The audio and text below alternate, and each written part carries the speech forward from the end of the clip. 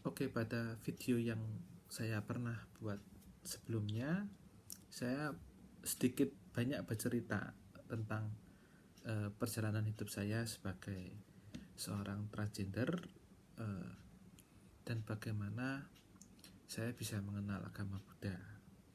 Nah, pada kesempatan kali ini saya merasa cukup mantap untuk mengumpulkan uh, sedikit bahan mengenai bagaimana saya menjalani kehidupan sehari-hari sehingga saya bisa melalui hari-hari saya dengan bahagia. Yang pertama, ada empat isu, sebelumnya ada 4 isu yang sering menjadi topik utama dalam kehidupan transgender sehari-hari yang akan saya bahas. Yang pertama, mengenai apakah menjadi seorang transgender itu aneh, atau bahkan bisa lebih kita perluas, apakah menjadi seorang lesbian, seorang gay, seorang biseksual ataupun seorang transgender itu sesuatu yang aneh. Nah, dalam pandangan agama Buddha yang saya pelajari, setiap makhluk itu mengalami siklus kehidupan yang sangat panjang, ribuan tahun, bahkan mungkin jutaan tahun, mungkin miliaran, triliunan, mungkin tidak terhitung. Jumlah kehidupan yang sudah kita alami itu tidak bisa dihitung. Begitu panjang dan begitu lama. Berkali-kali kehidupan itu berputar terus sampai akhirnya mengalami kondisi sempurna yang dikatakan Sang Buddha sebagai nibbana. Nah, jadi setiap dari kita manusia itu sudah berkali-kali terlahir menjadi manusia, menjadi binatang, menjadi makhluk halus, menjadi dewa dan sebagainya. Itu sudah berkali-kali. Nah, salah satunya kalau menjadi manusia ya sudah berkali-kali jadi laki-laki dan jadi perempuan gitu. Jadi menjadi seorang LGBT, seorang transgender, itu menurut saya sesuatu yang biasa saja. Karena seperti saya misalkan ya, saya terlahir sebagai laki-laki, sehat jasmani, tidak ada kekurangan suatu apapun, tidak ada cacat istilahnya. Tapi saya mempunyai orientasi gender sebagai perempuan. Ketertarikan saya bahkan secara batin mendalam hanya romansa saya kepada laki-laki, tidak terhadap perempuan saya merasa biasa saja sebagai teman. Nah, hal ini hal yang biasa saja karena saya pun pernah di kehidupan lampau menjalani kehidupan sebagai perempuan. Nah, walaupun saya sekarang menjadi laki-laki dan memori saya mungkin masih terbawa kehidupan sebagai perempuan, itu hal yang biasa saja. Jadi dalam pandangan Buddhis, wajar ketika orang itu mengalami orientasi seksual yang berbeda-beda dalam hidupnya. Karena memang dia pernah menjadi apapun itu gitu. Apapun jenis kelaminnya dia pernah mengalami berkali-kali. Jadi ini hanya masalah memori dan masalah keinginan saja. Bukan sesuatu yang luar biasa, bukan sesuatu yang aneh sebetulnya. Jadi itu hal yang biasa saja. Nah, itu yang pertama. Yang kedua, apakah menjadi seorang transgender itu perlu istilahnya, misalnya gini ya, ada 2 tipe. Ada seorang transgender wanita seperti saya, seorang waria istilahnya ya, yang menyesal kepingin jadi laki-laki lagi. Ada seorang waria seperti saya yang kepingin full menjadi mirip seperti perempuan, yaitu dengan operasi kelamin istilahnya. Apakah perlu seperti itu?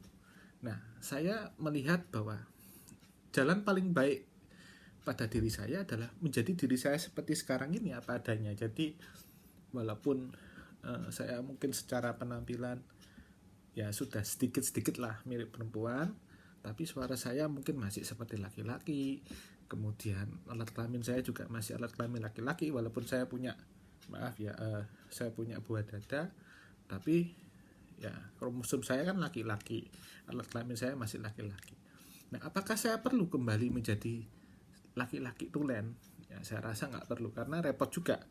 Selain mungkin ya badan saya mungkin sudah agak halus, mungkin saya perlu menambah otot-otot ya dengan mungkin konsumsi testosteron atau juga ya memotong daging payudara ini operasi. Saya kira cukup ribet dan nggak perlu ya gitu loh. Jadi saya bahagia saja dengan diri saya apa adanya. Atau mungkin saya kepingin banget jadi seperti perempuan, misalkan saya operasi suara, saya operasi membuat vagina buatan, apakah perlu? Saya juga rasa tidak perlu. Selain biayanya itu terlalu mahal sekali ya, ya uangnya itu ratusan juta, mungkin lebih baik uang sebanyak itu bisa untuk yang lain ya, buka usaha atau mungkin menolong orang atau mungkin berdana ke tempat-tempat ibadah, yayasan sosial, itu lebih berguna. Nah, jadi dan satu lagi, kalau saya operasi kelamin pun apakah itu menjadikan diri saya perempuan seutuhnya? Ya tidak juga, karena saya tidak bisa haid, tidak bisa mengandung bayi ya istilahnya. Jadi buat apa gitu loh.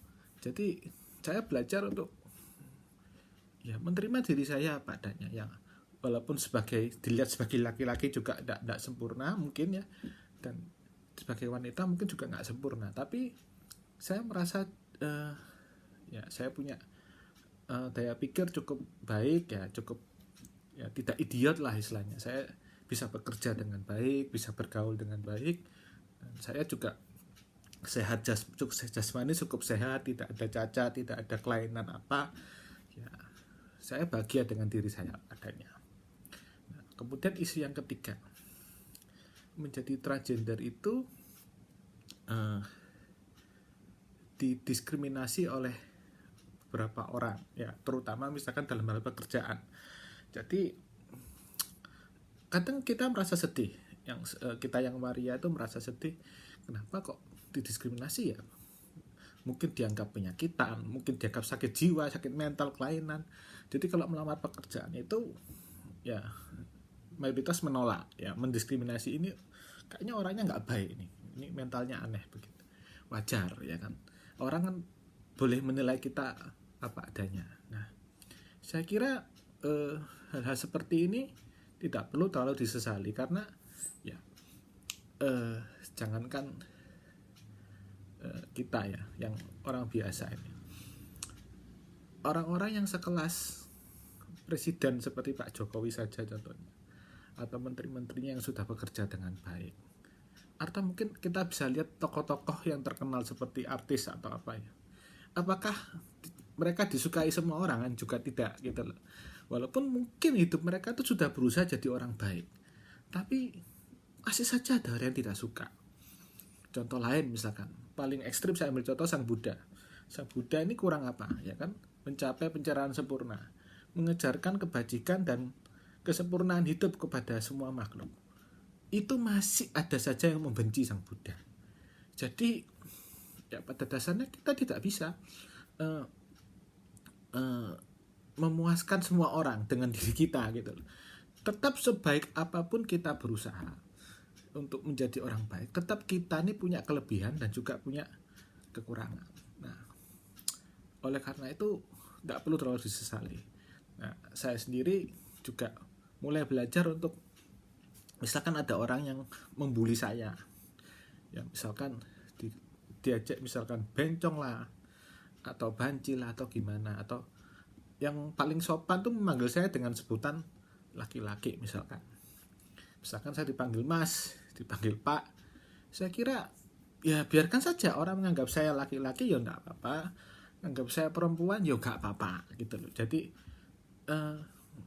kita nggak bisa mendoktrin semua orang itu memanggil kita seperti yang dan memperlakukan kita seperti yang kita inginkan gitu loh. Kita nggak perlu marah dengan hal itu.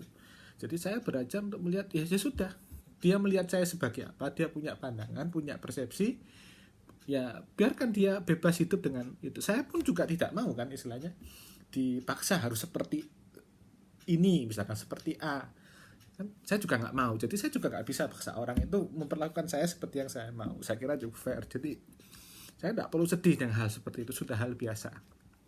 Itu yang ketiga. Nah yang terakhir, isu transgender yang biasa permasalahkan adalah sebaiknya transgender ini single apa menikah sih gitu loh. Ya sebetulnya rata orang ya kepingin menikah lah, kepingin punya pasangan hidup. Saya pun sama, saya kepingin punya seorang suami, seorang laki-laki yang baik dalam hidup saya. Nah masalahnya gak usah saya sebagai waria, sebagai transgender ya, kita bisa lihat pasangan yang laki-laki heteroseksual, laki-laki yang umum dan perempuan yang heteroseksual yang umum misalkan, itu kalau berkeluarga apakah banyak yang jalannya mulus-mulus aja apa banyak yang berantakan? Saya kira lebih banyak yang berantakan, apalagi garap zaman semakin modern, manusia tuh semakin serakah, semakin tidak karu-karuan. Jadi kalau mereka yang heteroseksual, pasangan heteroseksual saja menikah pun banyak gejolak, banyak masalah. Nyari pasangan itu begitu sulit, jatuh bangun, cerai, kawin cerai dan sebagainya. Apalagi saya yang seorang waria dan lebih sedikit lah gitu loh, istilahnya yang benar-benar laki-laki yang bisa benar-benar tertarik pada saya itu kan lebih sedikit daripada laki-laki yang tertarik pada wanita yang heteroseksual yang umum misalkan. Jadi seandainya saya menjadi seorang single, saya kira sebagai seorang Buddhis saya tidak perlu terlalu pusing, karena tujuan utama menjadi seorang Buddhis bukan masalah menikah atau tidak menikah. Sang Buddha sendiri mengatakan bahwa dengan tidak menikah kamu bisa melatih diri ya menjadi seorang babacita, menjadi seorang biksu, biksuni ya. Nah, dengan kamu menikah juga bisa melatih diri sebagai perumah tangga yang baik, menjadi seorang sotapana. Dan jadi tidak terlalu masalah gitu loh. Dalam ajaran agama Buddha mau menikah tidak menikah itu sama saja, sama-sama bisa meraih pencerahan, memadamkan duka dalam ajaran agama Buddha seperti itu. Nah, jadi yang penting kita bisa mencintai semua makhluk, semua orang. Jadi cinta itu tidak harus terbatas pada lawan jenis saja, tapi cinta kasih itu bisa kita sebarkan pada semua makhluk dan juga semua orang. Jadi selama saya bisa mencintai sesama saya, mengasihi sesama saya, menaburkan cinta kasih, menyebarkan cinta kasih, berbuat cinta kasih, is fine aja gitu loh. Jadi saya bisa, walaupun saya sekarang seorang single, saya tidak menemukan pasangan yang tepat dalam hidup saya, tapi saya memiliki cinta dalam diri saya. Saya bisa mengasihi banyak orang. Saya belajar memaafkan mereka yang menurut saya tidak menyenangkan. Saya belajar memaafkan, dan saya belajar membantu mereka yang membutuhkan dengan semampu saya. Jadi itulah 4 hal yang saya pertanyaan yang umum dialami oleh seorang transgender dalam hidupnya, dan keempatnya itu sudah saya temukan jalan pemecahannya dalam hidup saya sebagai seorang Buddhis, dan membuat hidup saya makin hari makin bahagia dan makin saya semangat dalam menjalani hidup saya sebagai seorang murid Buddha. Nah, demikian yang bisa saya sharingkan. Dalam hidup ini mencari uang itu penting, harta itu penting,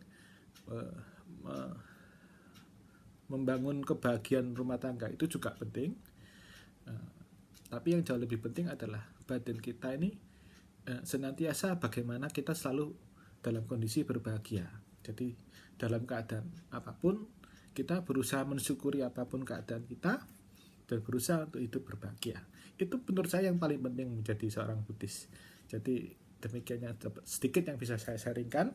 Semoga apa yang saya sampaikan ini walaupun sedikit bisa menjadi sebuah inspirasi. Salam hormat dalam Dhamma. Namo Buddhaya.